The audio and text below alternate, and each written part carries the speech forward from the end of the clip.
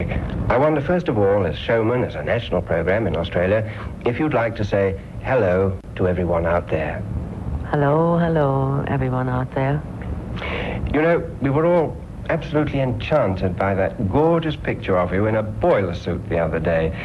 Do you, so to speak, like to undress in working hours? Well, when I wore what you call boiler suit here, in which we call just plain jeans, I was going to rehearsal, and as most theaters are not very clean before the performance, and I like to sit on the floor, I always wear jeans, and that's what I wore the day I walked from my hotel to the theater, which is only a few steps away. But I love to wear jeans, and I love not to dress.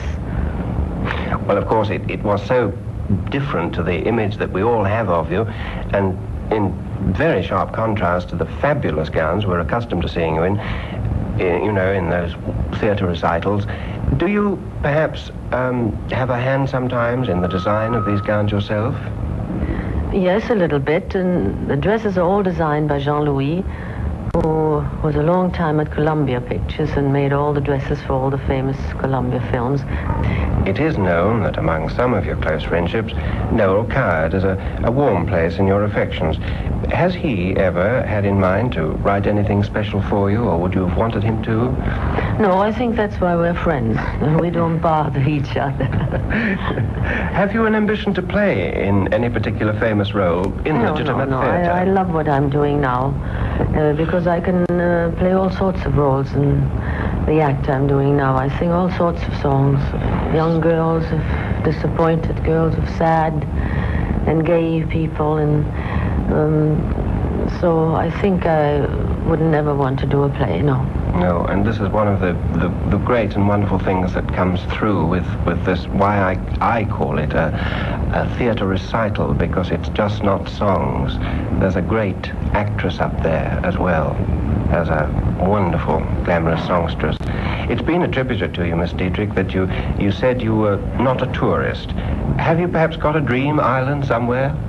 No, I don't. I'm happy wherever I am. I have been brought up that way, to appreciate what you have, and I think if I wouldn't work, I might not be able to be happy wherever I am, but I think wherever you work, you can make it pretty happy for yourself and for everybody around.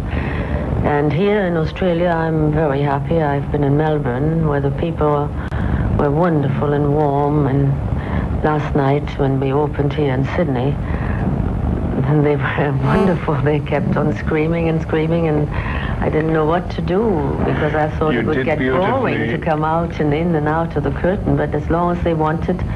And I want to say here now that I work for the public, whatever they want, I'll do. And if they want me to come out 60 times, I'll come out 60 times. Oh, bless you.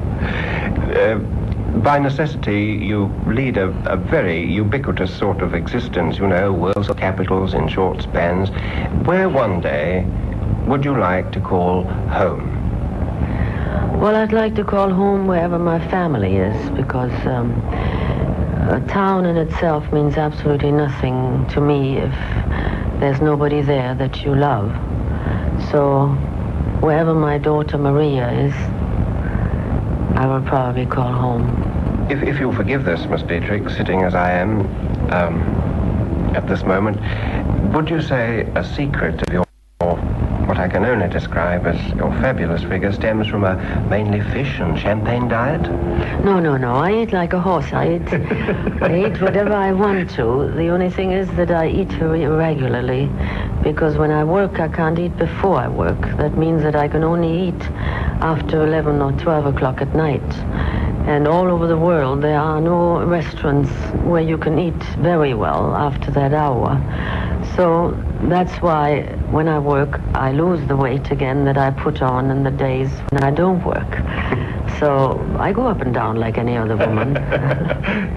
What about our restaurants? Any advice perhaps about our cooking? Well, I had 3 days off between Melbourne and Sydney, so I went and had the wonderful fish here in the harbour in Sydney. But these were only 3 days, and now I'm working again, and now I'm back to my old routine at midnight, and I don't think there are many places that are open at that time. No, and of course, no chance of running up a little bit of something for yourself. What about your cooking? Maria, your daughter, once told me in New York, quite decisively, that she was a better cook than you. Well, she is.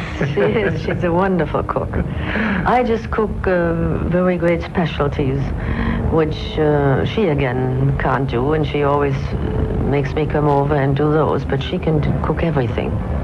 Well, I know of her cookies, which she used to bring sometimes, and they're divine. And I was told, but I never tasted it, that she makes the most wonderful homemade bread, too. Yes. Mm-hmm. Bread is the first thing we learn how to make. Yes. Staple of life. I suppose I should reward you for this great generosity for letting me come here by offering, perhaps, to cook for you just once before you leave. Well, that would be wonderful. Would you cook after midnight? Anytime you say. All right.